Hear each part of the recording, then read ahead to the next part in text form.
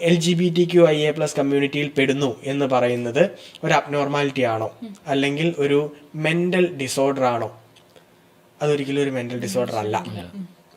അത് ഒരു sexual related ആയിട്ടുള്ള, അല്ലെങ്കിൽ ബൈ ബേർത്ത് നമുക്ക് സംഭവിക്കുന്ന, നമുക്ക് എന്താണോ ഉള്ളത്, അതായത് നമ്മൾ പുരുഷനാണോ സ്ത്രീയാണോ ആരുടെ ഫീച്ചേഴ്സോട് കൂടിയാണോ നമ്മൾ ജനിക്കുന്നത്, അതിൻ്റെ പുറത്ത് കൾച്ചറലായിട്ടുള്ള ഫീച്ചേഴ്സും കൂടെ ആഡ് ചെയ്യുമ്പോൾ കിട്ടുന്ന ജെൻഡർ ഐഡന്റിറ്റിയും രണ്ടും തമ്മിലുള്ള കൊളീഷന്റെ പുറത്ത് സംഭവിക്കുന്ന വ്യത്യാസമാണ്.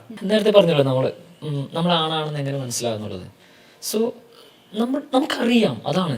ഓക്കെ, ഇവൻ നമ്മുടെ ഇങ്ങോട്ട് നോക്കണ്ട, നമ്മൾ ജെനിറ്റൽ നോക്കണ്ട, അല്ലെങ്കിൽ എൻ്റെ സൗണ്ട് നോക്കണ്ട, ഇപ്പോൾ മീശയും താടിയൊന്നും ഇല്ല എങ്കിലും അത് എൻ്റെ ഉള്ളിൽ ഒരു കുറച്ച് കഴിയുമ്പോൾ, അതെന്ന് ജനിക്കുമ്പോഴല്ല ഞാൻ പറഞ്ഞു, ജനിക്കുമ്പോൾ നമുക്ക് ജസ്റ്റ് ആണാണോ പെണ്ണാണെന്ന് അറിയില്ല.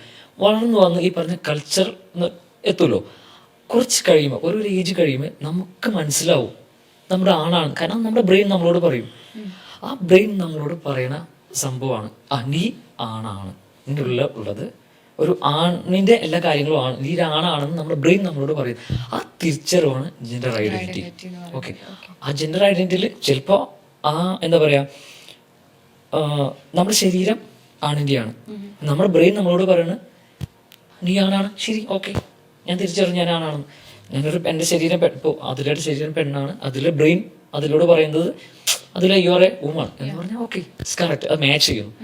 ചിലരുടെ കേസിൽ ഇത് മാച്ച് ആവില്ല, ജെൻഡർ ഐഡന്റിറ്റി മാച്ച് ആവില്ല. കാരണം ശരീരം ആണിൻ്റെയാണ്, പക്ഷെ ബ്രെയിൻ പറയുന്നത് നീ സ്ത്രീയാണ് പറഞ്ഞുകൊണ്ടേയിരിക്കുകയാണ്. സോ അപ്പം അവരുടെ കൺഫ്യൂഷൻ, ഞാൻ ആണാണല്ലോ. അതുപോലെ തന്നെ ലേഡി സ്ത്രീയുടെ ശരീരമുള്ള ഒരാളോട് ബ്രെയിൻ പറയുന്നത് എന്താ, നീ കമ്മ്യൂണിക്കേറ്റ് ചെയ്യുന്നത് നീ ഒരു ആണാണ്. സോ അവിടെ അതാണ് ജെൻഡർ ഐഡന്റിറ്റി എന്ന് പറയുന്നത്. തിരിച്ചറിവ് ബ്രെയിൻ നമ്മളോട് പറയുന്നതാണ്